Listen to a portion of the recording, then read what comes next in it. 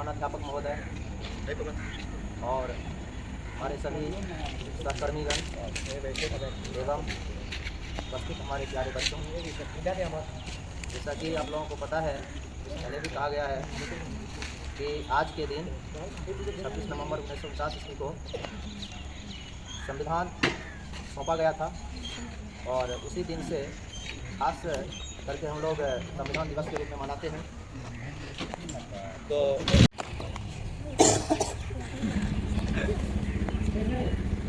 आदरणीय हमारे विद्यालय के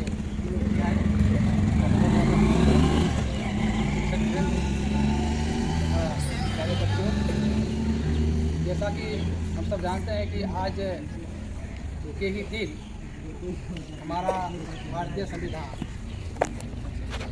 बनकर तैयार हुआ था और 26 जनवरी 1950 को ये पूर्णतः लागू हुआ। तो आज हम भारतीय के लिए ये बहुत ही शुभ दिन है, जो हमें स्वतंत्र भारत में रहने का, अपने विचार प्रकट करने का ये मौका दिया, जो ये संविधान की ही देन है। सबसे पहले मैं आप सबों को, खास करके बच्चों को ये बताना चाहता हूँ कि ये संविधान है क्या। संविधान हम लोग संविधान की बात करते रहते हैं और हमारे बहुत ऐसे बच्चे हैं जो संविधान का सिर्फ नाम सुनते हैं लेकिन उसकी हकीकत को नहीं जानते।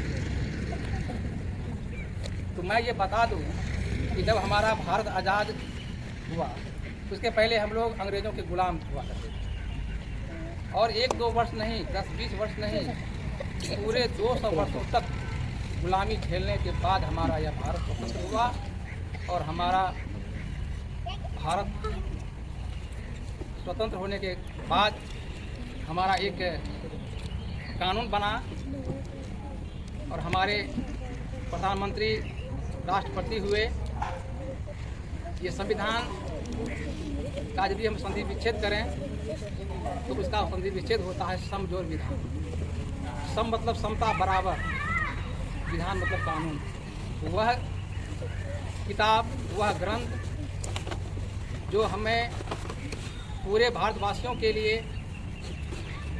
बराबर का भागीदारी, हिस्सेदारी, साझेदारी प्रदान करता है, जिसके तहत हमें मौलिक अधिकार प्राप्त हुए।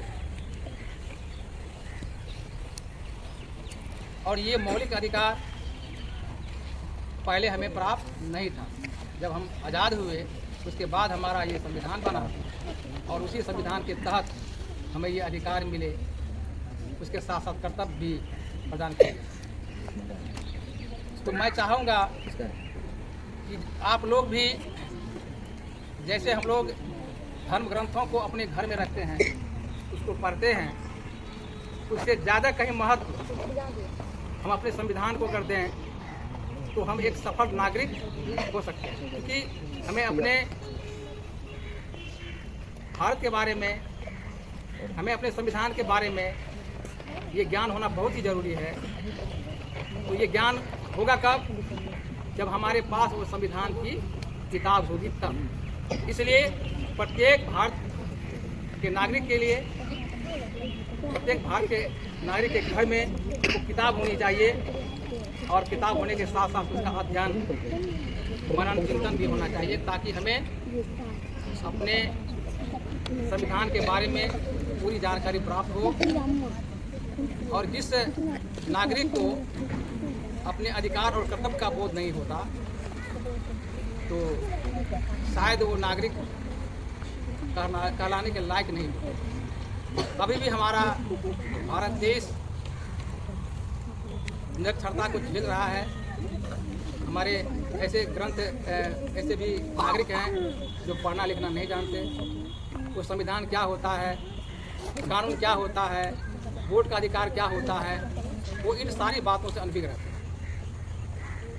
तो खास करके जो हमारे विद्यार्थी हैं, हमारे पढ़े लिखे वर्ग हैं, जैसे शिक्षक, छात्र और भी हमारे बुद्धिजीवी वर्ग जो हैं, जो पढ़ने लिखने से ताल्लुक़ रखते हैं, तो उनका ये परम कर्तव्य बन जाता है कि हम उसके बारे में जानें और जो हमारे लोग नहीं जानते हैं उसको भी जनाने का काम करें।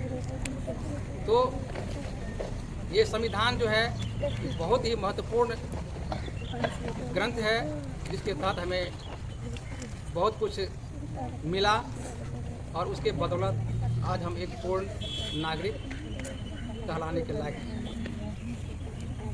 तो ज़्यादा वक्त न लेते हुए मैं इन्हीं शब्दों के साथ आप तमाम शिक्षकों का, बच्चों को हार्दिक बधाई इस अवसर पर देते हुए अपनी वाणी को विराम देते हैं। जय हिंद, जय भारत, जय संविधान।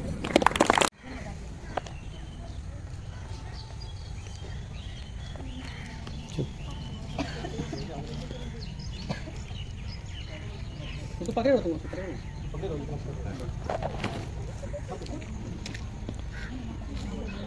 मेरा नाम सैनी कुमारी और मैं क्लास 11वीं की छात्रा हूँ। मैं आज संविधान दिवस पर आप लोगों के सामने संविधान के बारे में एक स्पीच प्रस्तुत करना चाहती हूँ।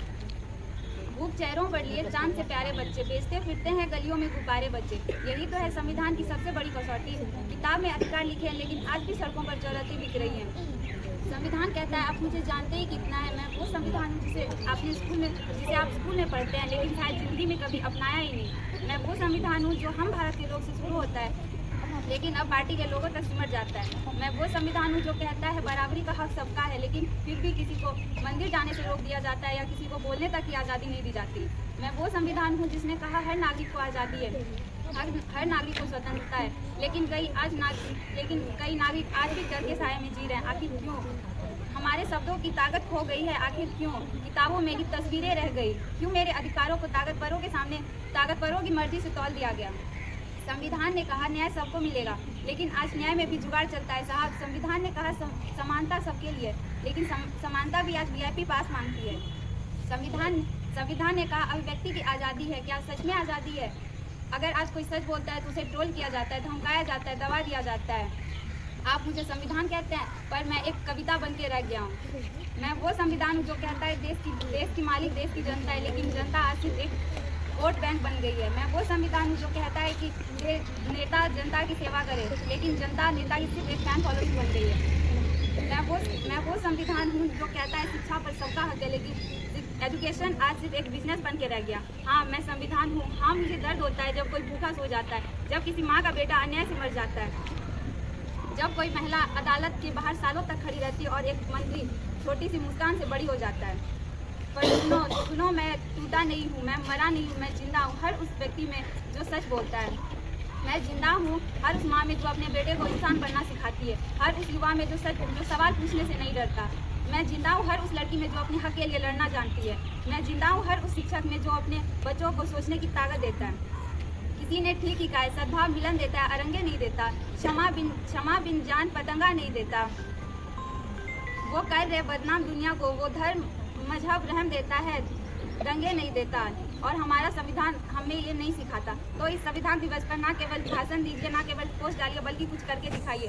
सच बोलिए, सवाल पूछिए, सच के साथ खड़े होकर दिखाइए, क्योंकि संविधान सिर्फ एक पढ़ने की किताब नहीं, जमीर को जगाने की चिंगारी है। आज भी इस देश में बहुत कुछ अधूरा है। इंसाफ की चाल धीमी है और सच पर सियासत की ओर भारी है।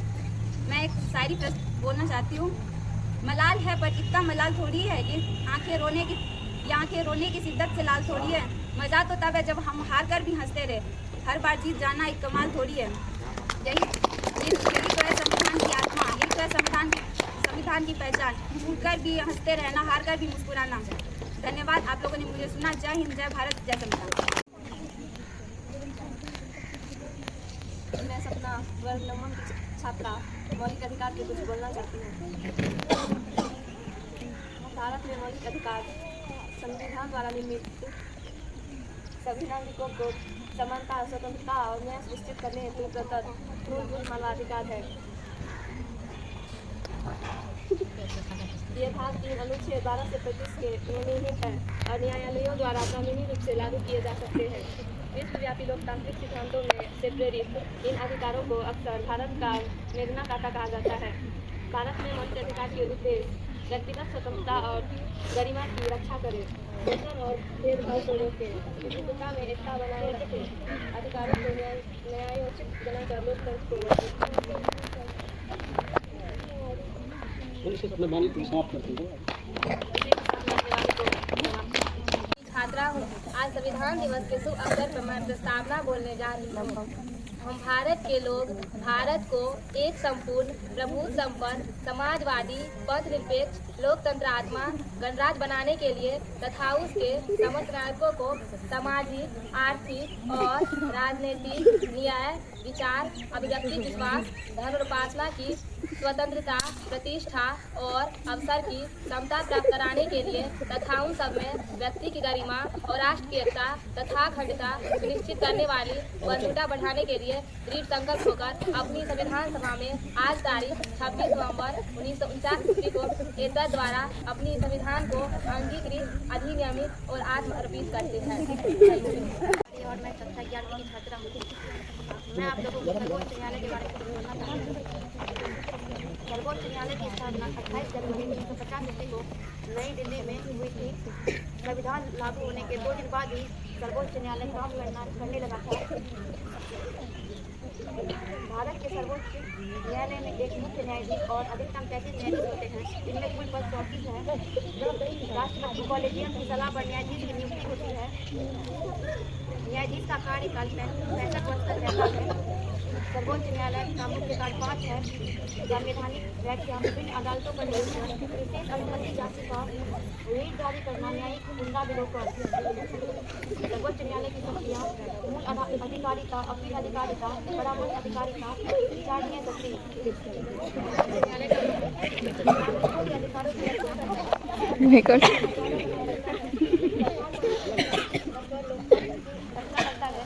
देश में न्याय और समानता के मूल सिद्धांतों को मजबूत बनाए रखता है। न्याय समानता और संवैधानिक मूल्यों की रक्षा करने वाला सर्वोच्च न्यायालय। धन्यवाद। जो एकल नागरिकता की व्यवस्था इसे मुख्य रूप से जन्म वंश पंजीकरण और देशीयकरण के माध्यम से प्राप्त किया जाता है। संविधान को लागू होने